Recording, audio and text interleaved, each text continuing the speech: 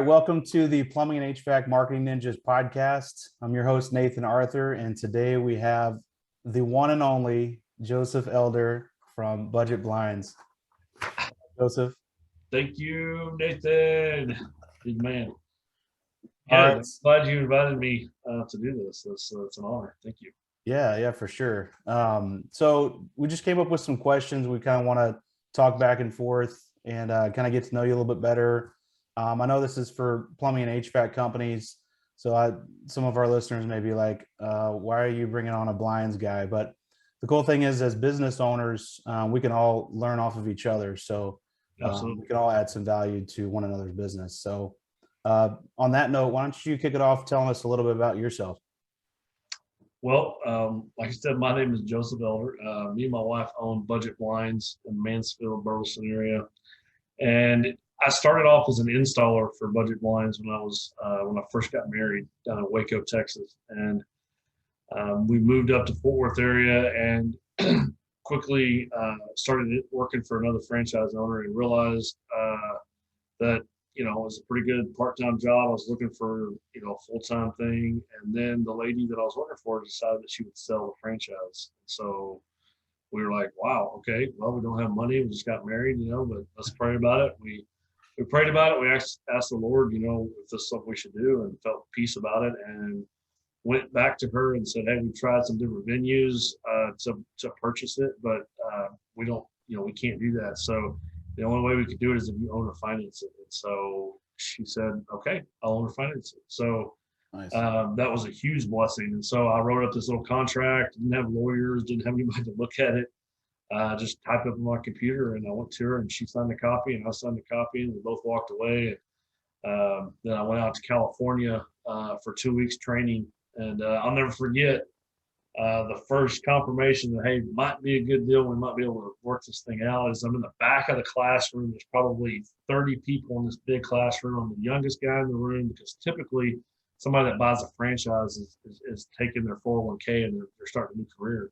Yeah. And so you've got people that are learning how to roll a tape measure. And I don't know if you guys know how to roll a tape measure, but you take it, you're just rolling it to get the number where you're measuring. It's not super difficult. But these folks, they were, in totally different careers the whole time. I'm in the back, and I've seen all these people like a calf at a new gate rolling a tape measure for the first time. And I took a picture of that on a little flip phone back then. Nice. And I sent it to Raquel, my wife, and I was like, I think we're gonna be able to do this. I think we're gonna make it. And that was the start. The Lord, we went from a one-man show, just me, and Raquel was working at the hospital at the time, and that's how we made a living. The business didn't make anything, and then we just went from that all the way to today. We've got 2 territories, we've got 5 employees, we have 4 wrapped vehicles. I say that because we started in my wife's little Honda Accord with playing Tetris with samples and ladders on the top and paint peeling, and so the Lord really worked it out. On paper, it shouldn't have worked, but God can make a way where there is no way. And so that's how we got started in the business. And we've come a long way. And that's kind of a little bit about how we got started and what we're doing today. Now we have a showroom and a warehouse. And so it's who knew, window coverings, making a living with window coverings. So nice. So kind of fast forward into today. So as far as the window treatments, what all do y'all do? Because I know when you think window treatments, a lot of people, just like the name says, Budget Blinds, people go to blinds automatically. Right. So Budget Blinds is a catchy name. The Budget Blinds was started over 28 years ago by 5 guys out in California. It became the leading franchise of window coverings in North America, United States and Canada. It's full of Budget Blinds. Been around for a long time. But what we offer is pretty much anything that you can put on a window, anything from drapery, custom drapery, top treatments, pillows, side panels, motorization. So roller shades, hit a button, it goes up, home automation, of course, blinds, shutters, anything that you can put on a window that you've seen, that you can Pinterest, that you can put together. We do custom window coverings. So anything, commercial and residential, drop screens for back porches, push of a button, you have a screened in back porch. anything that has to do with working window coverings, that's what we do. So Nice. So some of our listeners may be thinking, what in the world does blinds and window treatments, how does that kind of collide with the plumbing and HVAC industries? What would you say? What would you say to well, that? I would say first and foremost, it collides because we're both entrepreneurs. We both own businesses, and we both have employees, and maybe we started off with one-man shows, and we've worked hard to get to where we are. And so there's a lot of similarities there that we can learn from each other. In the HVAC side of it, we have window coverings that help with insulation that somebody might, hey, refer somebody and get to know the vernacular of a honeycomb shade that has a cell to it, so it blocks more heat and that type of thing for windows. With plumbing, there's less there, but it really comes down to running a business. You're on the same level. You have the same type of struggles. You've got to hire good people. You've got to have good employees. You got to have good systems, and you got to have an open mind to grow and to move forward in the industry that you're in, and know and dive deep into what you're going to do and what your plans are for the future. And so that's really why I was just honored to come on here, just to share my story, and maybe that's encouraging to somebody, just to see, hey, that guy did it. I think I can do it. Yeah. And I think if I can do it, you can do it. Because at the end of the day, if you own a plumbing company, if you own an HVAC company, you're cut from a different cloth than somebody that just wants to have a safe 9-to-5 job. And so there's a different mindset, a different reality that you live in, that we're talking about today. So. Yeah. Another similarity too, is that you'll have to overcome the trust factor. I mean, y'all are in a position where somebody's inviting a stranger into their home. So there's a lot to overcome there to earn that trust, especially with the customer service aspect as well. That's right. And you may think with window coverings, it's not a high ticket item, but our average ticket is at least $2,500. And I've sold many, many, many jobs for 10 plus, because if you do shutters in a whole house, you're looking at between, on a normal 15 to 20 windows, $10,000 to $15,000. So we both have, and I know AC systems can be very expensive, 20, 30 grand, whatever. We both have to overcome the trust, like you said, to go in there and to let them know that, hey, we're going to take care of you. When there's a warranty on the product, but there's also the fact that you're using me and my service, and we're not going anywhere. And you can come find me and call me, and we're going to take care of you no matter what. Yeah. And that is huge, and to build that and to do that day in and day out, you leave a reputation that says you'll do that. And that's super important to do it with the little stuff. Even if you lose, money on it, you take care of the customer because it's what you said you would do, and the mistakes on you, you take care of it. Yeah. It also goes back to when you're taking that extra, I guess, time and hand holding to make them feel comfortable, let them know you actually care. I mean, when they're going to be dropping, 5, 10, whatever grand on, whether it be blinds or whether it be an HVAC system, or whether they need a whole pipe frame to their house or whatever the case is, they're not going to just want to hand over that money with somebody who's not taking the time to explain and really care about what they've got going on. So it can go a long way for sure. Absolutely. So when you first got into business, what's something that was more challenging than you expected? Well, probably actually knowing the day-to-day of how to run a business. I mean, I bought a franchise, so there was a lot of stuff in place, but I was one person and I still had to do everything. So probably the hardest thing is to do, and some of you guys and gals will know, when you start a business and now you're hiring people, you look back and it's very crazy to think that you were trying to do this job and this job and this job and this job, and now you're paying somebody and they're doing those jobs on top of your job, and it's 40 hours a week plus. Yeah. And you're like, I was trying to do all of those at the same time as one person. And so I guess I thought it was going to be easier than it was. I think some people do. When you start something, it's no big deal. Like, I'm good, I can start. And just knowing that, hey, it's going to be some hard work, but it's going to pay off. And And even if you don't see the needle move very fast, keep pushing in, because statistically, the 5-year mark is really where you go, to move ahead in business, where you're not going to go out of business between 5 and 7 years. And so when I first started, I just thought it was going to happen faster, and it didn't. Yeah.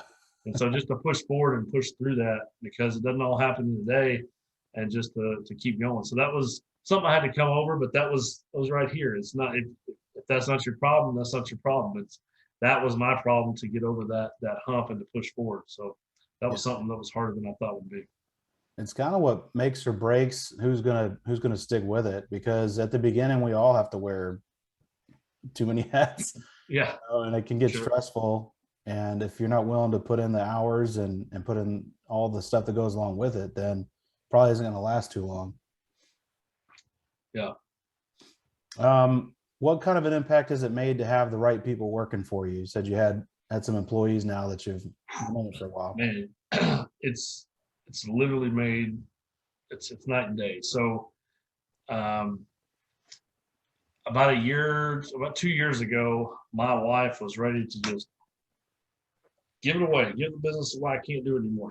We have 4 kids, so we have a 4-month-old now. So we had 3 kids that she was telling to go in the other room while she answered the phone, because we're doing it together. And so she was tired of telling 3 kids to be quiet while she scheduled appointments and did all this stuff. And so I'm a good installer, as it turns out. So I was like, well, I'll do all the installs, and we'll hire somebody to take over the admin stuff, somebody in the office, and then I'll just do more installs and sales.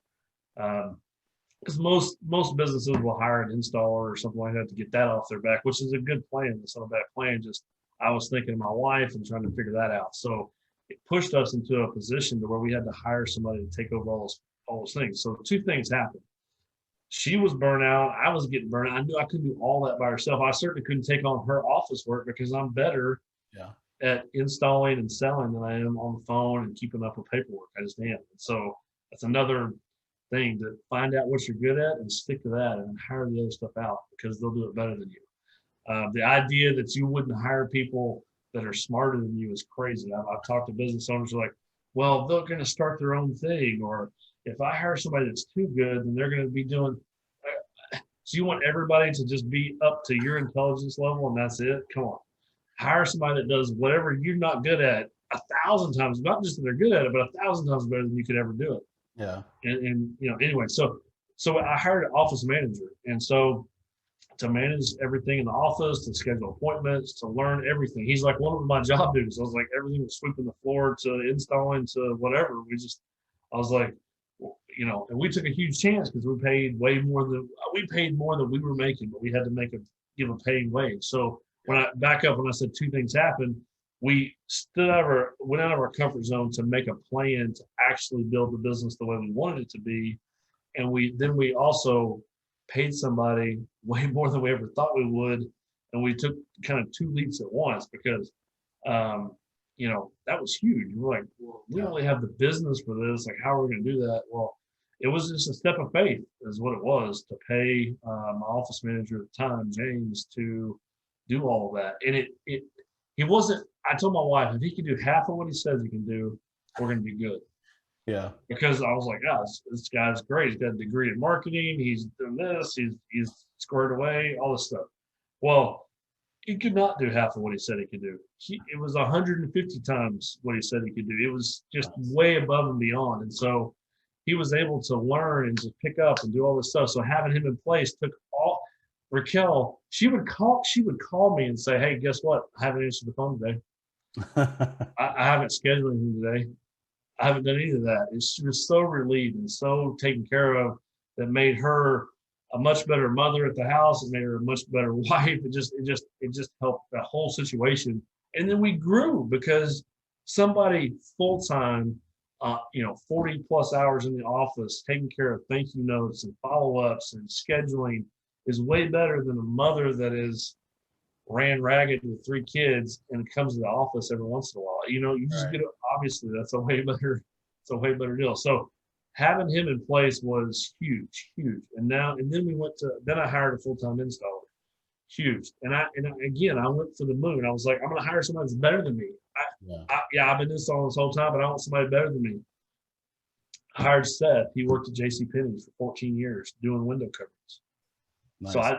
I was done trying to hire the part-time guy that might learn, might not, whatever. I hired somebody that I knew had the experience to do that. And then we hired Linda, who's our current office manager, and she's fantastic. She processes and systems. She loves that stuff. I could not care less. I mean, it's not what I'm good at. I'm Yeah. way better at the other stuff. So finding the people that are good at what you're not good at, and then promoting them and encouraging them and motivating them will make all the difference in the world. So Nice. So kind of piggybacking off of that. So along with hiring the right people, how has digital marketing impacted your growth as well?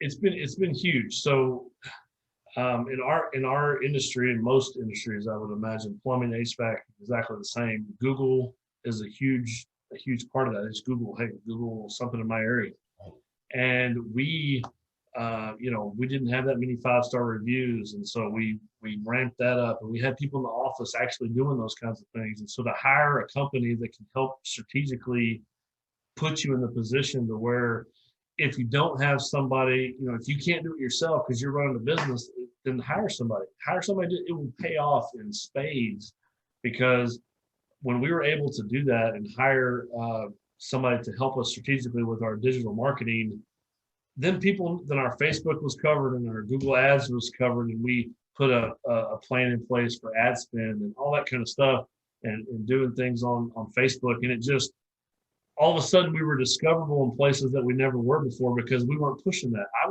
did not do anything like that myself, because I was too busy holding the drill, installing or selling, or I had great ideas on the weekend, and then Monday rolled around and I was back on a ladder installing. Well, that's hard to grow that way. So having somebody come alongside you with digital marketing is huge, because that's a full-time job in and of itself that can help you grow in ways that you don't even know about, especially if you don't know much about digital marketing. So that is something that we'll never stop paying for, because it definitely has helped us grow in ways that I still don't understand, because that's not my thing. I let somebody else take care of that, and when they do that, then I know that we're taken care of and we can grow and not have to worry about it. So nice. I know we touched on this a little bit earlier, but how important is customer service to your business, and what steps have y'all taken to ensure the customer has a great experience? Customer service is the number one thing that we try to push when I'm hiring and training a new installer, which Seth does most of the training. But our goal is to, when we put in new window coverings, the only thing that's different about your house is you have new window coverings. You can't tell we were there. You can't see footprints. You can't see trash on the ground. We have vacuums. You can't see dust and dirt. You can't see anything. There's no stickers, no trash, no tools left behind, no furniture left out of place. The only way that you can tell we were there is that you have sweet, awesome new window coverings. And that's the way that I want it to be. I don't want you to know that I was there at all. I want just, wow, boom. And that right there, when I was a kid going on a mission trip, we had a person in the church were painting their house, and bunch of young teenagers painting this house, and we moved all the furniture out of their house and we're painting the walls, and we didn't finish. We're like, we'll be back tomorrow. And we left. We come back the next day, the homeowner, I said it, the Mr. Cox was his name. He got us all guys out in the driveway, and he's like, listen, you can't do this. What are you doing? He's like, my wife was crying last night because all of her furniture is all over the house, moved out of the way. Nothing's correct. She can't move around the house. We're trying to help you guys go on this mission trip, and you're destroying our house. My wife's upset. You can't do that. That lesson never left me. And so my goal is, when I go into a house, nobody knows I was there. Everything is put back perfectly. And so that's what we try to maintain. And to ensure that, we have a process from the time that they call in or email to the time that they finish, that we keep reaching out, touching them, making sure they know when the product's coming in. They know when the installation date is, we make sure that they're taken care of through the whole process and send them a thank you note and all of that along the way, outside of just being inside the house and making sure they're taken care of. So that's part of what we do. It's a whole process that we have, and I would encourage you, if you don't have a process, to sit down and write that out so that you may do it. You may know exactly what it is and what you expect, but it's very important to have job descriptions when you pass that off to somebody else, because what they think taking care of a customer might be completely different than what you think. They're not the owner, and quite frankly, that it's not. It's your job to tell them, and so I would make sure that that's laid out so that it's seamless across the board. So that's just some of the things that we do to try to make sure that people are taken care of. Nice. Yeah, I had a similar experience, and I was taught to leave a place better than you found it, which means even after you do your job and you pick up all your stuff, if somebody else had previously left some trash somewhere, but you noticed it, go ahead and also pick that up, because it's better than you found it. So that's awesome. What's the biggest thing your team has overcome over the last 12 months? The growth that I have with the employees has been really over the last 2 years. And so this last 12 months, some of the biggest hurdles have been doing what I just said. I knew what I wanted from my customers, but they didn't know necessarily. So writing out job descriptions, making sure that everybody was on board, having every other week we have breakfast. I pay for everybody to have breakfast. We have a staff meeting, and we go over the week before. We go over problems. We try to, let everybody have a word and a say. So really taking a one-man show into something that can be duplicated into another territory that we've recently purchased, another area, and to hire people, onboard people. When I first hired Seth, it was like, hey, you're an installer? Oh, good. Okay, sweet. There's the van, here's the stuff, and you know what you're doing. Well, that's fine for Seth because he's been doing it for 15 years, 14, 15 years. But when we hire somebody else that doesn't have experience, well, then they don't really know what to expect. There's no way to really train them or give them a plan to move forward. You just know they're not really catching on, but you really can't explain why because there's nothing in place. So really making things, getting the systems in place and making things more clear communication-wise, and the goal and the commander's intent, if you will, where we're going, where we're headed, and how to get there has probably been the biggest thing, and that's a lot. But I mean, that growth period is where we're at and what we're doing, and so really taking it from where it was just Joseph and Raquel selling blinds to a professional business where you have employees, you have a handbook, you have breaks, you have time off, you have all of the things that you think of when you think of a legitimate company. Taking it from this one-man show to that it's been a wild ride. So that's what we've been doing with the last 12 months for sure. So nice.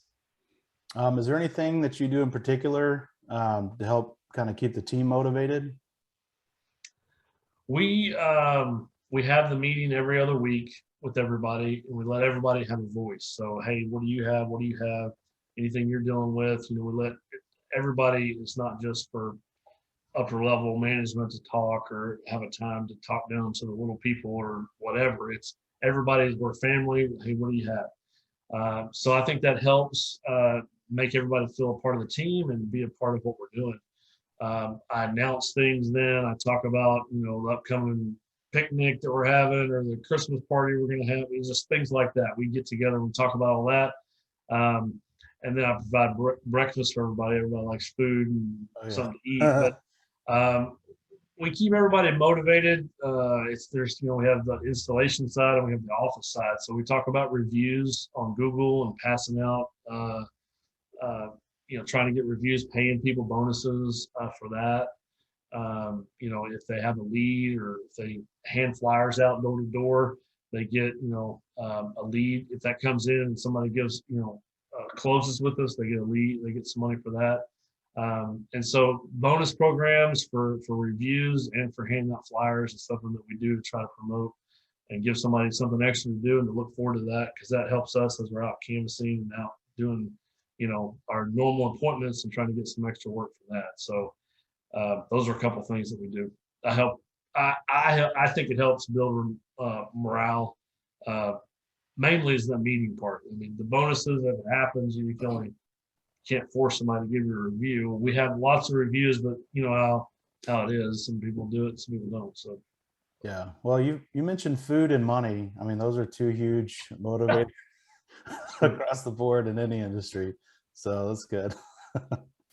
we do Rudy's Rudy Oh, burrito, nice. the brisket tacos, and Seth, he was telling James, my officer, he was like, "Man, this is the good stuff, man. Are we supposed to be?" I was like, "I don't know, it's funny." I was like, "All right, it's good." Nice. Kind of knowing what you know now that you've been in business for several years, is there anything that you would go back and change with that knowledge? Yes, a little bit what I talked about. I think how I said that it's a little harder than I thought. But really more than that, when I first, I grew up doing asphalt maintenance with my dad and my brothers, and so business was always chicken or feathers. It was feast or famine. The business was not run well. I did not know how to run a business. I knew how to work hard, but I didn't know how to run a business. Not successfully, not where you're in the black all the time. And so, my goal when I first bought the franchise and first started was to not go out of business. I did not want to go out of business. I did not want to ask family for money. I did not want to take a loan. I did not want to fail. That was my number one goal.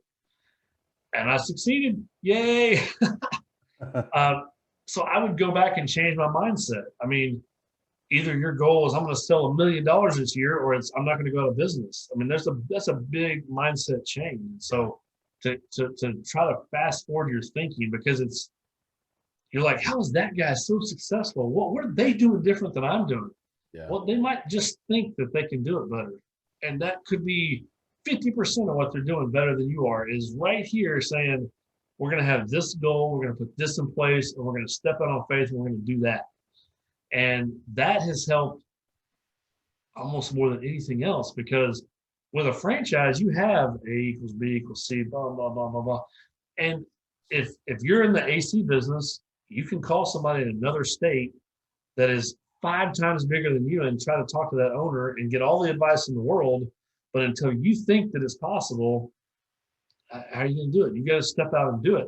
Same thing with plumbing. I mean, we're all in industries where we can go find the guy that is super successful and probably get a meeting and go buy that guy lunch and talk to him. And that's super helpful. But you've got to get out of your own head that you can do it. That not that guy, but you can do it. Yeah. And that's what I wish that I could go back and tell me, like, because I think I could be as successful as I am now 5 years ago or 7 years ago, or we've been in business for 8 years now. And we're just now to where I thought I would be, second month in it, or whatever. And I just wish I could go back and say, because really what changed my mind is there was another franchise that bought the Fort Worth territory, Mark and Michelle Canton. They were in the corporate world.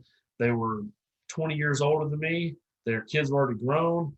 When they bought their territory, they hired an installer, they hired an admin, they got a showroom, they went boom.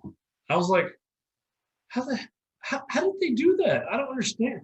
The reason they did that is because that's just what they were going to do. They just started like that. They just boom. And they obviously they had more money than I had started with. Way more. We had nothing to start with. But what I mean is that they're in their mind. I was like, they just did it because that's what you do. Why would you try to do everything yourself? And like I said, I would just change my mindset. I would go back and say, man, just believe in yourself and just do more than you think you can do and go for it. Because I forget who's the person who quoted this, but whatever you think, you're right. Right. I mean, I know that sounds cheesy and corny or whatever, but I'm just telling you that we put a business plan together in 2020 because we were tired of the rat race. I was tired of doing it by myself. I took out a commercial loan, a signature loan. We never used it, but a line of credit to run 12 months. And we took a 12-month plan. And we took that, we did everything we wanted to do for the last 7 years that we wanted to do, and put a 12-month plan together, and we did that in the middle of coronavirus, in the middle of all this other stuff. We never wavered. It was like, I already know what it's like to go back by myself on a ladder every day. Not doing it. We hired, we moved forward, we pushed forward, and God blessed us. And the market was good. You know, we were in home industry, so that helped obviously during the coronavirus. But just make a plan, stick to it, and move forward. And don't do what you think you can do. Go do what that guy does, and go just push forward. I would change my mindset to not fail, just a little bit higher than that, because I nailed that. But I stayed there for a long time. So, well, it's amazing just that little shift of the fear of being a statistic and failing and not wanting to go that route into, you know, if I can do $1 million this year in business, you know, it kind of is the same as far as by not wanting to be a statistic, you want to make sales, but it's a huge, just shifting it to the goal mindset versus not wanting to fail. I mean, that's massive. Yeah. Total mind change. Total mind change. I'm still sipping on, it feels like we've already been talking for hours because me and Joseph had lunch earlier before this podcast, but I'm still just got my coffee from when we left. Cold brew. Are there any books that you're currently reading or that you've read in the past that you think has really had an impact on your business? I really like Jocko Willink. He's a Navy SEAL. Him and Leif Babin wrote a book called Extreme Ownership, and it really, I've always been a huge fan of personal responsibility, because if the whole world's stacked against you, then good. At least you know where the world stands. Now go do what you're going to do. I've always thought that because it came from, you know, we didn't come from much at all, and so we had to work hard.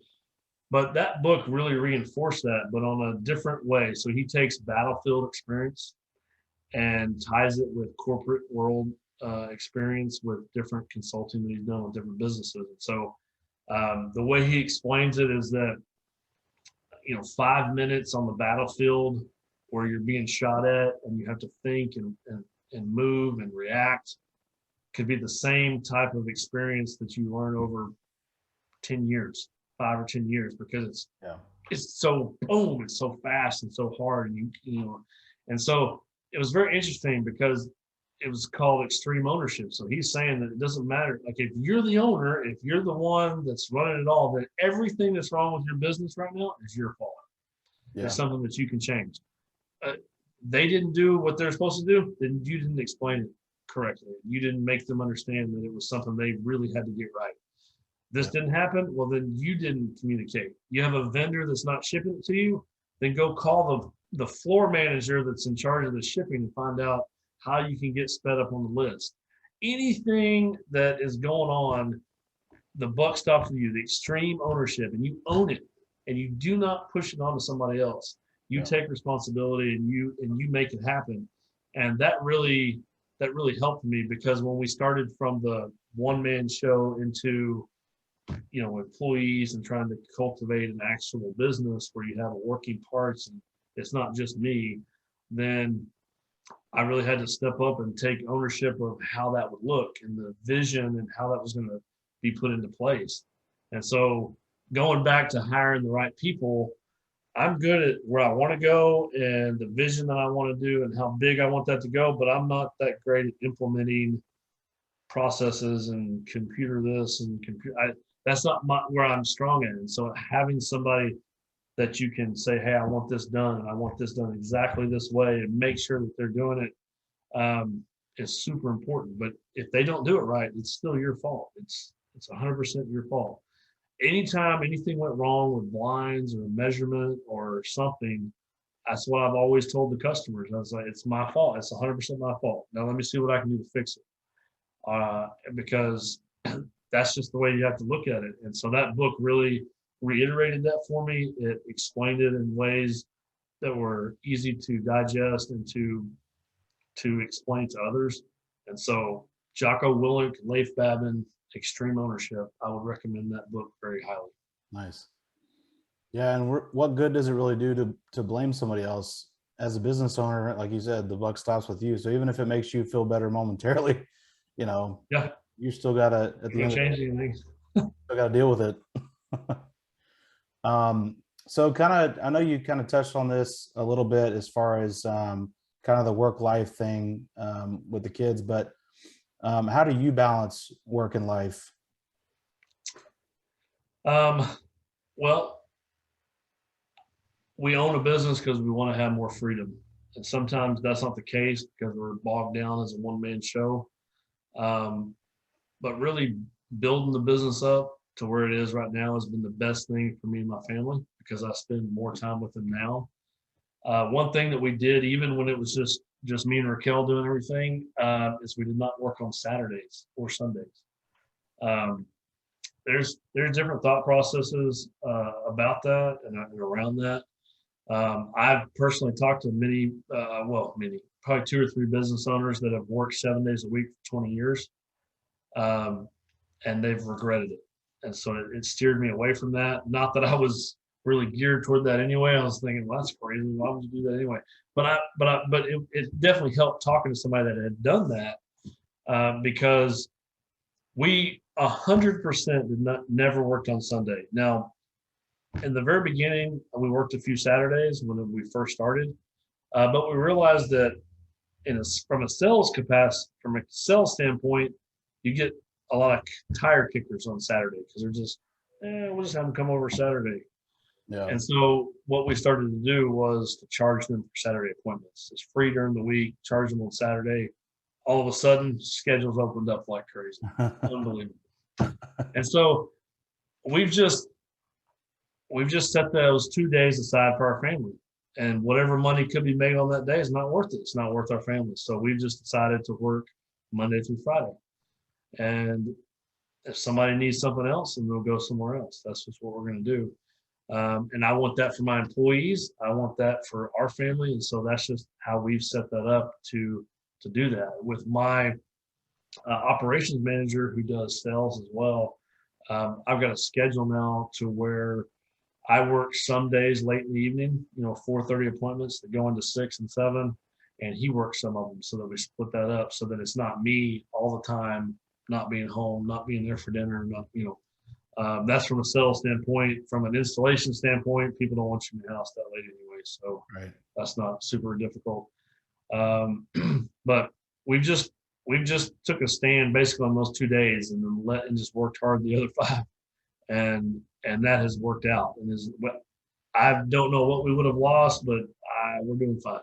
So I would encourage, you got to take a stand. How you want your family to be, how you want your time to be, and people move around that. People, I always, speaking of HVAC and plumbing, when somebody says, "Well, I work on the day," my wife works, we work, we can only do it on the weekends, and I'm like, well, I mean, what about plumbers and ACs? And I always think of other companies that I know good and well. I mean, not that they don't work on the weekends or you can't, because I know plumbing, you get a lot of extra money, 24 hours a day, that type of thing, those calls, and that's fine. I'm not, but everybody's got a schedule that they've got to run, their schedule and their work schedule. And so that's just the way we've done ours, and it's worked well. We've been able to because the whole reason we own a business is to be with our family and to spend time together. And so money's not worth it on those 2 days. So It's good. So what advice would you give to somebody that's looking to either start a new plumbing or HVAC business, or maybe somebody that's new in starting a business? What kind of advice would you give them? I would say that if that's what's in your heart, if that's what God's called you to do, if that's what you feel like you're supposed to do, then I would do it. There's things that you can do to prepare yourself for that. We all have the same amount of time in the day to do it. So I finished my bachelor's degree in 2019. I did that at night. I did that on the weekends. I did that. I was online mainly, and I would go up to Tarleton to do tests and stuff like that. I say all that to say that basically I just didn't watch TV those days. I mean, really, because homework was due at midnight. So if I came home and I either relaxed and watched the movie or kicked back, or I came home and did homework, and all of a sudden, before you know it, I finished a 4-year degree. Well, it's the same thing if you want to start your business. Give the 8 hours that you have to provide for your family. Because you have a family probably, unless if you're 25 and you have no family, you're not married, then go for it and go hard and go long and just go all out, because you might as well.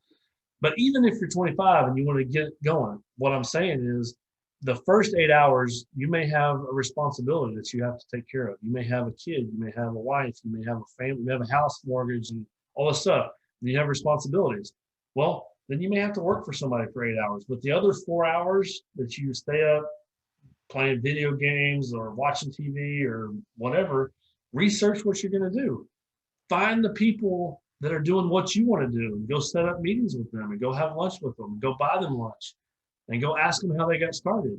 Because most people who are doing successful would love to tell you how they got started and love to, hey man, yeah, this is what I did, you know? So don't be afraid to do that. But I would not just say, oh, I'm going to go down to the courthouse and start a business and then boom, quit everything. That's crazy.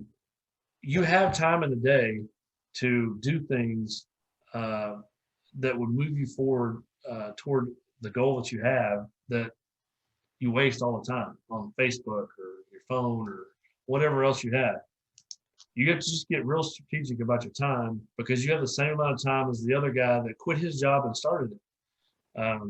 You still know what he did to go do it. So I would just go make sure you take care of your responsibilities, but you have time to start something on the side. You have time to save up and buy one piece of equipment and buy that and buy an old used truck and come up with a name, and you do that little by little and just go after it, because you may have responsibilities, but it's possible. All of a sudden, those extra 4 hours a day, all of a sudden you can start your business and quit your job. Yeah. So I would just not let the excuses get in the way, because we all have the same amount of time. Yeah. And I'm reminded of I wouldn't call it a meme, but there's like a saying that floats around, and it comes up on my Facebook feed every once in a blue moon, but it's about entrepreneurship and owning a business. And it's that picture of the iceberg, where just the tip of it is floating above the water. And then below you've got all the base of the iceberg. And it talks about how, people see the success of other people in business, but what they don't see is all the hard work in the background. And I wish more people understood that, especially going into business, because if you get a rude awakening, that first year or 2 or 3, of how much it actually takes to make it, Well, and there's different levels to think about it. You're not going to get there all at once. So number one is I still have a boss. I absolutely still have a boss. My boss is the house I go into to sell blinds. They're the boss. They're the person that I have to make sure are taken care of, that things come in on time, that everything I said was going to happen happens, and they hold me accountable. That we still have someone that we have to take care of. It's not like it's just this, this oasis is free go, like, because people think, oh, you own a business, you can do whatever you want. Well, there's different stages to owning a business. When I was a one-man show, I could not do whatever I wanted. I did not get off at 5 o'clock, as you all well know. Yeah. You only start to have freedom when you really get to the point where you're growing and you can hire some people and you can take a day off. I can't tell you, this last year was the first time we ever took a vacation and didn't answer the phone and schedule stuff ever. And I say, like, Raquel would have to take the computer and the phone with her. So just, you don't know what goes into it until you're in it. So that all has to do with the research and looking into it and asking people and talking to people and going, but take it one step at a time. But you have the time to do it. You absolutely have it. You want to go back to school, you got the time to do it. You watch TV right now. That's a degree right there. Boom. Yeah. I thought that was crazy, but I wouldn't have thought that except it happened to me. I was like, damn, that's crazy. So all this time I could, anyway, yeah. So you have the time to get into whatever you want to get into, but if you really want to start a business, then do it, because you're cut from a different cloth. Like, you will not stop thinking about, you're working at a job and you're like, man, if I was doing this for myself, I could have the freedom to do this, or maybe I could do this, or maybe I could grow it and be like that company, or I could make it even better. Or you see things in your own company, you're like, I would do that differently. I would treat my employees differently. All that stuff is going on. That's put inside of you for a reason. So go do it. Yeah. Go do it. Like, you're not going to get away from that. So go do it. Awesome. Well, that's all I got. If you had anything else to add, feel free. If not, we can wrap it up. The only thing I would add is we talked about customer service and taking care of the client and building trust and being in their house and all this. I would say, just be as genuine as you possibly can. Don't try to sell them. You try to fix a problem for them. Try to connect and take care of them like you would one of your own family members.